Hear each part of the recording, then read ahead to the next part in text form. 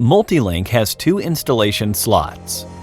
One is for the Inspire 2's remote controller, and the other is for Cendence. Install the Multilink to each remote controller's handlebar and tighten the knob. Then connect the CAN cable to the remote controller's CAN port. Turn on the remote controller and the aircraft. Confirm the master remote controller has linked to the aircraft correctly.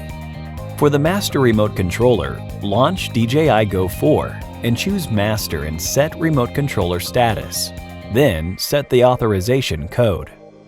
For the slave remote controller, launch DJI Go 4 and choose Slave and set remote controller status. Then tap Search for Master to search for the master remote controller. Select the master remote controller and enter the authorization code to complete the linking. If you need to connect more slave remote controllers, please repeat the above operation steps. Leave us a like if this video was useful for you. Let us know if you have any questions in the comments below, and don't forget to subscribe. Thank you for watching.